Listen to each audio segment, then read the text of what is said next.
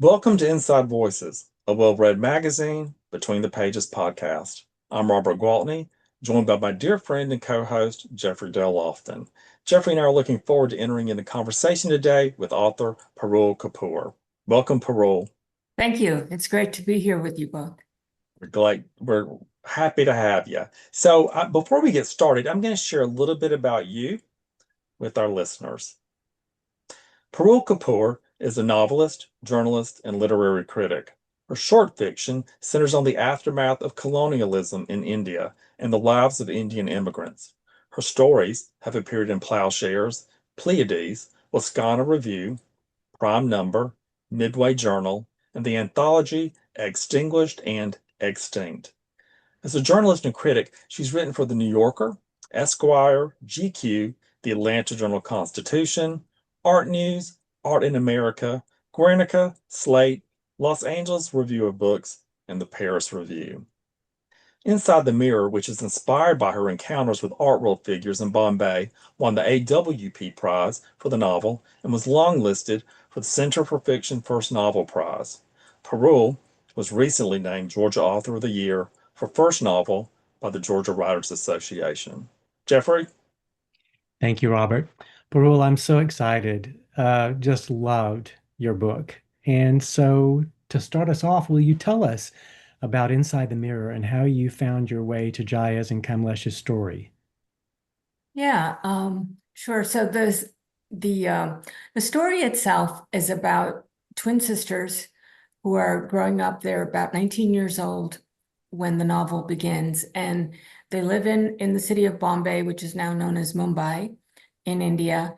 And they come from what's considered a relatively progressive family because their father wants them to be educated. So he's decided on their professions according to what he thinks is best for their abilities. So Jaya is a very good student, and she wins a place in medical college because he has encouraged her, he has basically directed her to apply to medicine because he thinks that would be the right career for her. It was a very prestigious career, and it was only for the most intelligent students because there were very few places. There were very few medical colleges at that time in India. And then her sister Kamlesh, he thinks, that she would be suited to a more sort of gentle occupation of being a teacher. So she's doing her BA, and then with the idea that she'll get teacher's training. So that is like their outward life. They are in college and they're studying for these professions. And internally, though, they have their own dreams. And they both dream of becoming artists. They are kind of hobby artists. When the book opens, Jaya is very good at painting. She had in the past what they called a drawing master who used to come to her house and tutor her once a week. And then also, of course, she went to a British style school, so she learned a lot of kind of classical Western art techniques. And her sister Kamlesh is infatuated with dance, Indian classical dance. So she has found her way to a really very excellent guru who comes from an ancient lineage of dancers.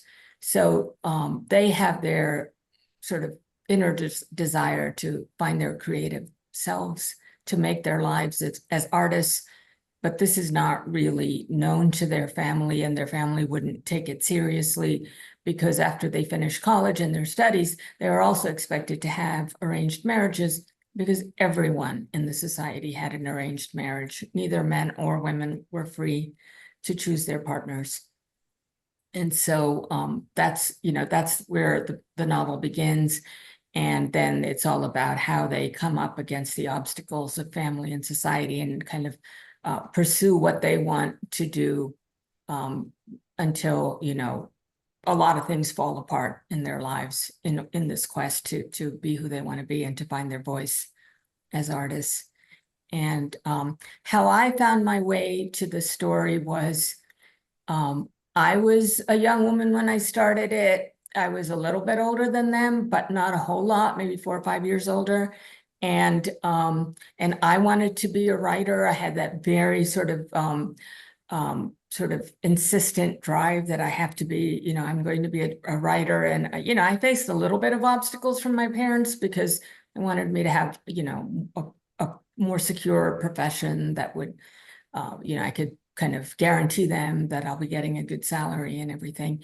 But I was at Columbia in the MFA program, which my mother definitely did not want me to be in. And so I started the story there because I met an agent and she said, short story collections don't sell. So your short stories are nice, but I need to see a novel from you. And so I took it as somebody kind of giving me this assignment, like you have to produce a novel now. And so I started writing at the age of 24. And then I remember on my 25th birthday, I was so disappointed with myself that I had not produced this novel. And a lot of factors came together in me finding my way, because there was not some subject that I really started out with, but I thought, and at the time I read A Portrait of the Artist as a young man. And Joyce was popular then, like in the 80s, a lot of us were like reading Joyce. And anyway, so then I started thinking about my experiences in Bombay, where I'd been a journalist the year before. And I'd gone back to India for a year thinking maybe I want to do a reverse migration. And I had worked there at a city magazine. And there I'd had a lot of encounters because I wrote about arts and culture with artists, with a gallerist who told me about the birth of the modern Indian art movement. And he knew all the men who were in the 80s big names, but he knew them when they were young men just starting out, and how they used to hang their work at his frame shop so that he could sell them. And so I was really intrigued, like, wow, you knew all of these people. And I asked him if there was any women artists then, because women were exhibiting in the 80s. And so he said, no, at that time, there were no women. They were not part of this progressive artist group that had founded the modern movement, which is what my character Jaya is very interested in. And so when I set off to write this novel, then I kind of found my way after some false starts to this idea of artists. And I thought of twins because I grew up in Connecticut in a very waspy town where nobody looked like me. And I felt very lonely. And then I met a pair of Indian twin sisters there. In my little town, the twin sisters moved to that town. They were much younger than me, but I was really captivated by them because they were very sweet, very intelligent. So I think that kind of stayed in my mind. So then I thought, okay, twins. And then I love both visual art and I loved Indian dance, both of which I'd studied a little bit. And so those elements came together. And also this gallery is telling me there were no women artists at that time, in the progressive movement. So I thought I will create a woman artist. It was like a challenge to myself. Mm. Wow. So Jai and Kamla are twins. Mhm. They share a similar struggle to find a way to live in the practical world, pleasing their family, not alienating themselves from society, and also to be true to themselves as artists. But they go about it differently.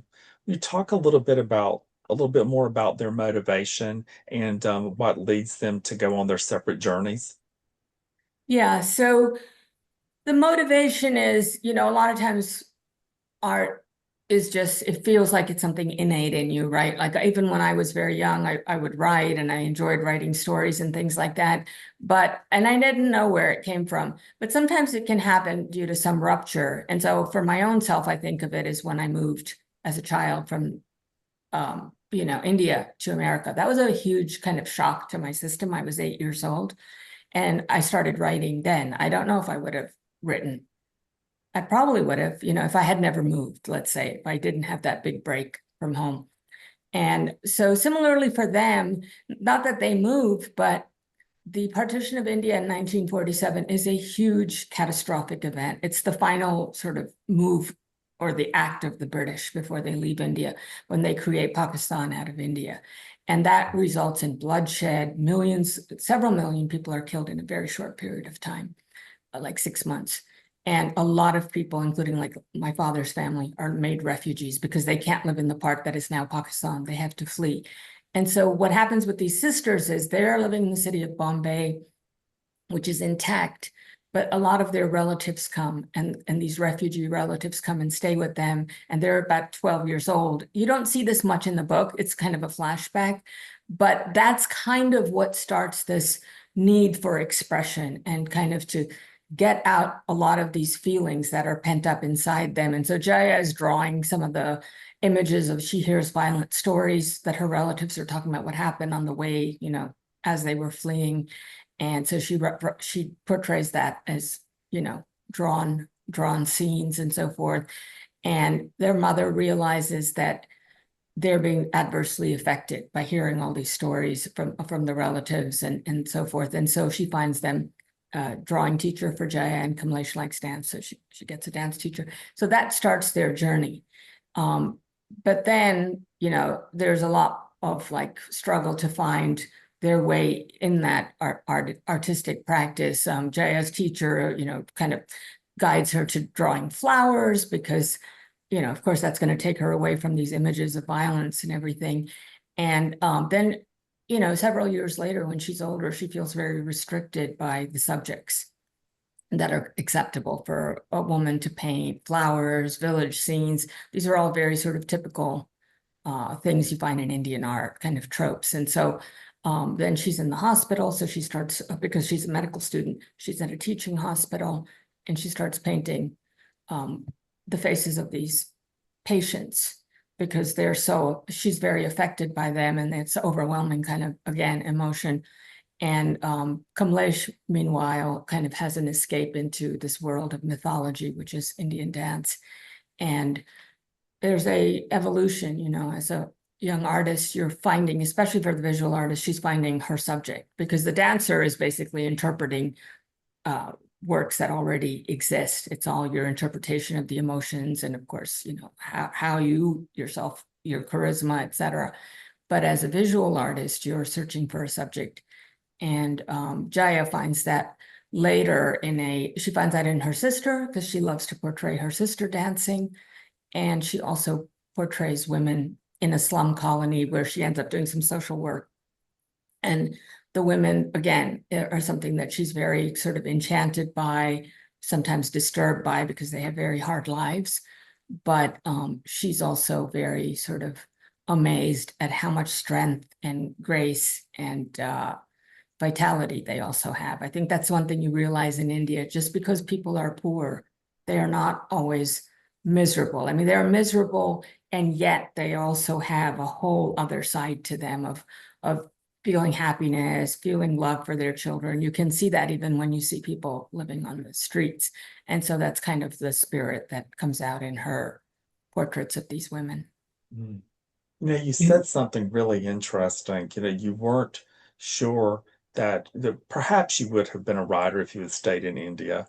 But I'm guessing that perhaps, and I felt this way too, I felt that if I had not grown up sort of on the fringe in rural South Georgia, being a peculiar child, perhaps I would have written. I don't know, but I think that that's probably, having that different point of view, that perspective, feeling, you know, sort of dwelling in the corners of the room. That really spoke to me when you shared that, because you moved from India here to a place probably where you very much were, or felt that you were, an outsider. So Yeah, definitely. I was an outsider. And also, I was an outsider, but I also knew a different home.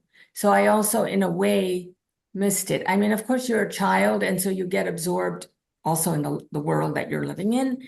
But something in me, I think, always remembered, what it had been. And we used to have visits back to India and things like that. And it wasn't like I wished I could only stay there and didn't want to come back. But it's like an absence that you always feel, like if, let's say, somebody in your family dies, or your parent or grandparent, especially your parent, let's say, you will feel that absence, even if you're not like actively mourning it, all the time. absolutely. Yeah. Well, I think, there's loss, there's longing, and in a move that's significant from one country into another, I think is probably also a form of trauma you probably suffered as well. That's significant. Yeah. I mean, there were all kinds of reasons my father had to move, but I remember there was a time when I would always say, well, why didn't anyone ask me do you want to move? Why didn't I have any say in it? But later on, I realized that the problems were too large, so it wasn't a matter of consulting me, like, do you feel like moving or not? It was like, we had to move.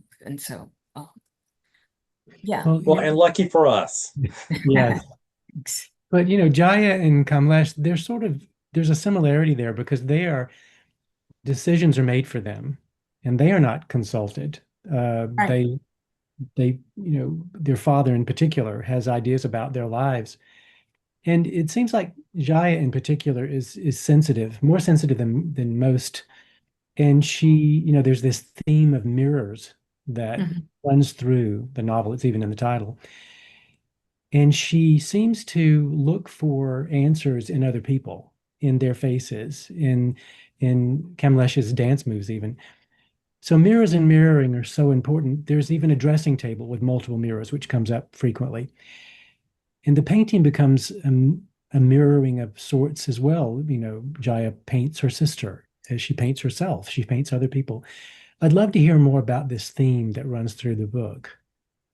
Yeah, I think, I mean, even for me, it's not like I had an answer. I have an easy answer of like what the mirror means, but but looking in the mirror or looking at somebody, right? And then I took a few life drawing classes or in art classes. And so when you're intently studying somebody, you're trying to enter into that person and really trying to sort of understand them in a way that is physical because you're drawing, right? But you're also trying to somehow get inside their skin. And so, so that is what it is for her. And as an artist and a creative person, that's what intrigues her. Like that is what really kind of excites her and engages her, is kind of like trying to enter into something more deeply in person, or whatever she is painting or drawing, to sort of really have it's a sense of connection, really, right? You're trying to understand that person very, very well and penetrate them in a way. And so same with her sister, is a way of maybe even trying to understand herself. Her sister has a lot of physical power because she's a dancer, and she likes to paint her or draw her even when she's dancing, sometimes when she's sitting still, but especially when she's kind of moving and trying to capture it very quickly. And so, yeah, I mean, I think the other idea was that inside the mirror, like art is the mirror, it's considered the mirror of life. And so I wanted to look behind the mirror, a work of art that's produced, like any painting or anything that's produced, what's actually happening in the artist and the creator's life at that time. Because, obviously they are also going through drama. We never really think of it. We just see that one picture, but we don't understand all the kind of ooze and drama and all the messiness underneath. So yeah, I mean, I think the mirror is like, for me, it's like a kind of a dividing line between the external world and the internal world. And I also wanted the title or whatever I used to be something personal to me. So I actually used to stare at myself in the mirror when I was younger, especially. And like I was trying to figure out like, who's this person that I'm seeing, even though of course it's me, but it just seemed like I was never prepared for the image that I saw. And so, so it meant something to me to be trying to like get inside or get behind the mirror. So those were There's some, a whole world inside there. excuse me? There's a whole other world inside mirrors. Yeah, exactly. That's fascinating that you said that, because I had this experience once as was a young boy. I remember distinctly being in my parents' bathroom, staring into the mirror and me contemplating how it is I was who I was. Mhm. And it was almost sort of this peculiar, sort of out of body, transcendental experience that I had that day. I don't, I guess in a way it was sort of like contemplating, who am I? And in a way that you almost couldn't even as a person comprehend what the answer would be. I don't know, it's peculiar, but I think that maybe we shared a similar experience. Yeah, I mean, I think that's right. I think the question is, who am I? And okay, so I am this image that I'm seeing, but then who's that image? And it's a weird kind of distortion because you're thinking, but then you're thinking that this other person is someone else behind which there's some other thinking where it's only, your own. But that's the same thing with the artist, is also like, who is the subject? Who are you, if I draw you? Or And then I think the artist is always looking for some connection so that what they produce then is like kind of a blending of themselves and the subject. It's interesting because, as an artist, you're always looking, and is looking, and yet she goes about, I don't want to give too much away, but she goes, is it pronounced Kilty? Kilty? Kirti, yeah, Kilty. Kirti.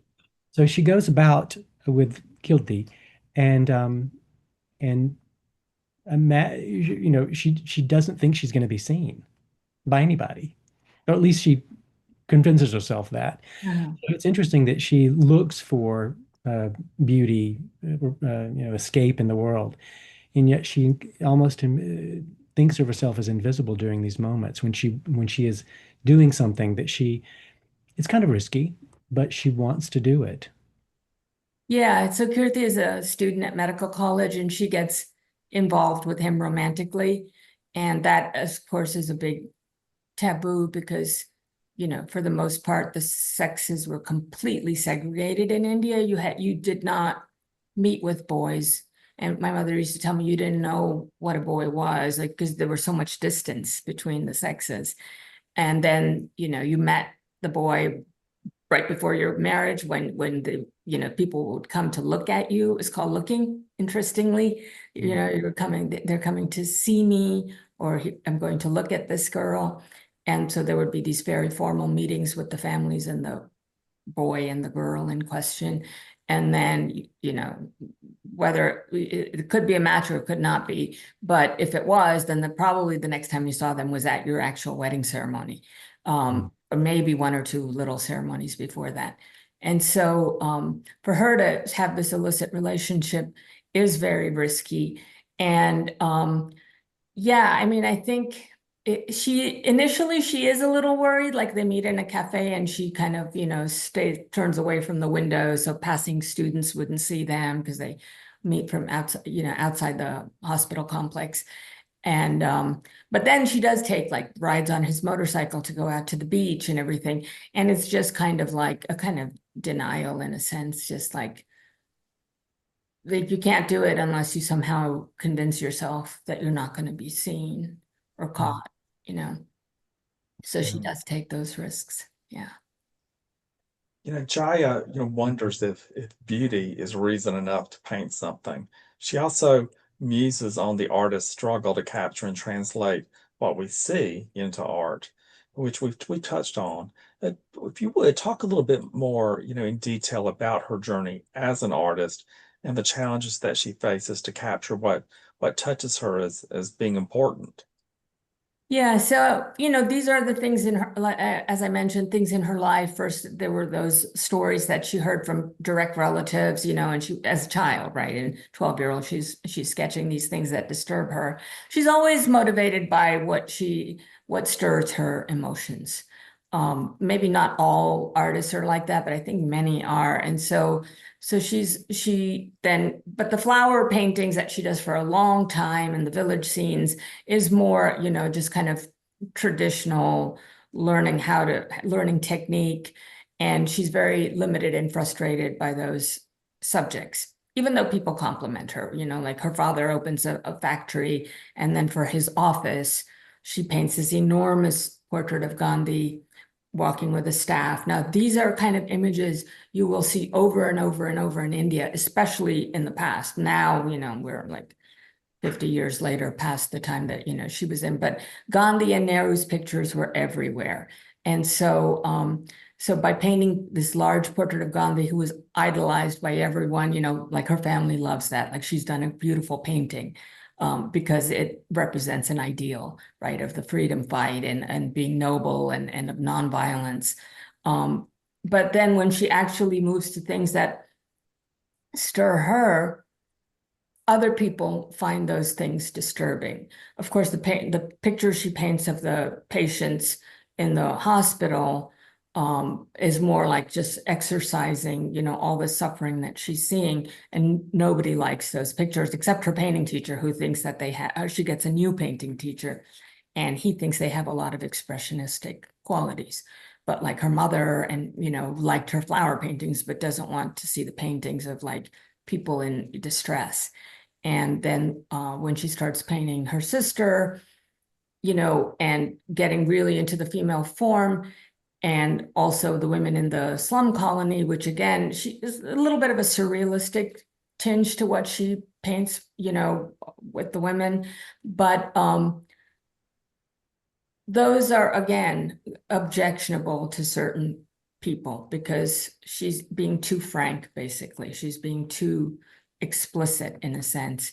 And then she, later she does have problems, which quite a few Indian artists at that time had, which was with obscenity, obscenity rules, obscenity laws, because anyone could raise an objection about a picture in the gallery that you'd hung, and they decided that it was obscene. And you could be taken to court, you could be arrested, and that of course would be a complete disgrace for her, as a woman, especially, and you have to see that everything for a woman was about preserving your modesty and your good reputation, because if you didn't, you would be completely in ruins in your society. Like, people were very it's a very strict parameters to which is the group you belong to. And her parents have this circle of Punjabi friends in Bombay, because they're originally from the state of Punjab. And so, if people start talking about you, it's a way of really the destruction of your entire person, and your family can be destroyed if your reputation falls enough. And of course, then nobody is going to marry their son to, such a girl. So there's a lot of repercussions for if somebody has a bad reputation. And so that is something that she also has to confront as an artist who paints subjects that are not considered sort of acceptable for ladies to paint. I was really taken by this post-colonial India and all of the strict rules, especially for different ones for men and women. And the examples that you showed were so surprising. There's one example is the common room on campus with the ping pong table that Jaya and a number of girls, and then just Jaya and another girl go, back a few times. And that's not allowed. Just going into a room to play ping pong is not allowed. Would you talk a little bit more about that very delicate balance that they had to walk, and how those constraints helped you shape how you crafted this tale? Yeah, so that whole thing with the common room, the boys' common room in medical college. So medical college used to be, just men, right? And then at a certain point, girls started to enter. So when Jaya enters in the early 50s, it's still mostly men, right? And those classes were relatively small. I think at that time, like 120 students, and maybe 20 of them, or 20 to 30 might be girls, at the most 30. And so it's still very much of a male preserve. It's structured still the way that it was for when male students were there, right? So the boys' common room, and the women had a hostel, meaning like a dormitory where, they were supposed to spend their free time. And so Jaya is friends with this girl who's like, we should also be part of the common room. I mean, we should have rights. We're students here. So that's when they breach the common room. And that's actually how she first encounters Kirti, the guy that she gets involved with later. But, that idea of segregation by sex is very, very deep. And so, yeah, I mean, anything like, having a romantic relationship with a man was completely taboo. But it did occur in medical college because that was the one place where boys and girls could study together. Otherwise, all colleges were segregated. But I guess medical college, because, it's so complicated. You have to have a hospital. You have to have all this other, stuff to teach, the dissection hall. You can't really replicate, men's and women's teaching hospitals. And so they were allowed to study together. And that is actually the one place, like, even if I look at my mother's generation or my aunt, some of their friends did have what in India is called a love marriage, because boys and girls were able to meet in medical college. But otherwise, this emphasis on your reputation, on your modesty was very integral to really your whole existence. It wasn't just like, oh, like here, like, oh, she's a bad girl or something. It was like if you kind of were considered, no matter what you actually did, but if everyone else saw that action as degraded, it's like in some kind of very ancient society where you might be shunned and you are really pushed outside the pale. It was something to the equivalent of that. So you had to be very careful unless you were willing to completely be isolated and expelled from that world that you grew up in. Is that I guess the other painter, the slightly older woman who's a painter, I cannot recall her name right now. Shringara. She seems to have made that decision for herself. Yeah. She's going to live by her own rules, no matter the cost. Yeah, and she's a person, she's the only other woman in that artist group that that exists. She's the only other woman there. And so naturally Jaya kind of, gravitates towards her as a mentor rather than these kind of more unruly kind of men and who are very sort of contentious artists also. And so Shringara has her own, backstory, which is that she kind of had to leave home because she did things that broke all taboos. She has an illegitimate child and everything. And so she's very far from home. She's from South India. And so now she lives in Bombay. But so she's a woman that has been kind of expelled by the initial society that she belonged to. And now she's come to Bombay and she's a good painter. But Jaya is initially at least not willing to live completely outside of the world that she knows, because it's a very heavy price to pay. So she's trying to straddle both, like be still part of her family and her society and yet pursue art. And in the end she realizes she can't really do both and she has to make a choice. Yeah. Kamlesh is an accomplished dancer and she's fascinated, really infatuated with the movie industry and very much would love to be in film. What or who was the inspiration for her? Well, the inspiration for Kamlesh was basically when I wanted to do a story of two artists, right? And I was very consciously avoiding writing about a writer because to me, I was already like, it's enough to have your own battle as a writer rather than portray somebody. Being a writer and whatever frustrations and blocks, et cetera, that they have. And so I was very fascinated with Indian dance because I had studied it for a semester at Wesleyan with an American woman who actually had studied with one of the most famous Indian dancers, Bala Saraswati. And so I got a very good sense of the dance and I really loved it. And so then I thought, well, I love dance and I do love visual art also, and I've done a little bit of both. And so those to me are much more dynamic arts than writing. Like writing, obviously, we're just sitting at our table with our computer and we're just there, right? Whereas in both the other arts, obviously in dance, you're moving a lot and there's a kind of exhilaration that comes with moving.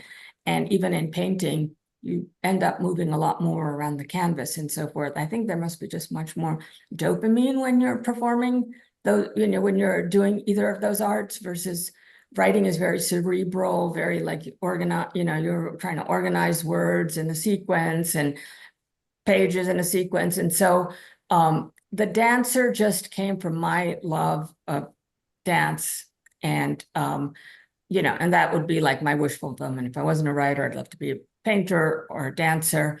But then as I started to develop her character, I realized, well, one thing that she would love to do is dance in the Indian films also, because that was a huge industry, very popular. And there were many, or at least several well-known dancers who then entered the film industry and became actresses as well as dancers. So, Hindi movies incorporate a lot of song and dance in them within the drama, and they're like 3 hours long. And so, and everyone loved the movies. And so, I thought, well, she would definitely also want to be in the movies, 'cause she just loves like a make-believe world. And then my mother had and so, then as I was thinking more about it, how would this be? Because it's completely taboo for a girl from a good family to be in the movies. That was considered, and my parents were telling me that, like when I was kind of talking through this with them, like, no, like movies, especially in the 50s, people thought actresses were prostitutes. Some of them did come from like families of courtesans, or they were just extremely poor. And so it was, even though they were beautiful women and people loved to go watch the movies, you wouldn't want your own daughter to be an actress. And so, it would be, she would know that it's a taboo for her to do that. And she does it anyway in a, clandestine manner. But my mother did have a friend in college who had a sister whose name was Bina Rai. And Bina Rai in the 1950s was a very sort of hot commodity. She had acted as a dancer in the movie Anarkali, which is set in the Mughal princely courts, and she's a court dancer, and she's in love with the prince. And so it's like their illicit romance, and a lot of the scenes are of her dancing. And so I decided, okay, I'll have Kamlesh infatuated with Bina Rai. And Bina Rai, she knows, is a girl from a good family who did enter films. And, and she was not reviled, like she still had a decent name and reputation. And so, Kamlesh models herself on Bina Rai. And so, I thought that was a good way for me also to sort of show that it was possible, became possible for women to enter the film industry, women from respectable families, because it was such a popular entertainment form in India that, if people see it, they want to be in it. And it was a clash with the traditional values of modesty and not displaying your body, for the public. So, Pearl, we are getting close to the end of our time together. Unfortunately, it's been wonderful. But before we say our goodbyes, Jeffrey and I would both love to know what's next for you. Well, I am working on revising a new novel that I have, and this one is about a young man, and also in India in the 60s, and he struggles like the girls actually to find his own voice, but in a very different context of working at British companies, which still existed in India after independence and very much still in the colonial way, and his fight against corruption, which has a terrible impact on his life, on himself and his marriage, because he becomes a whistleblower. And then that kind of connects to a story of immigration to America, because he has very few options left. So that's the story that I'm working on, basically finalizing now. Wonderful. Well, when that book is out in the world, you'll have to come back and talk with us again. Thanks. I'd love to. Yes, it was great to be here with both of you. Thank you so much, Pearl. We wish you every success. Thanks a lot for having me. Gentle listeners, until next time, I'm Robert Gwaltney for Inside Voices. And I'm Jeffrey Dale Lofton. And remember, to be creative is to be courageous. Thanks for joining us.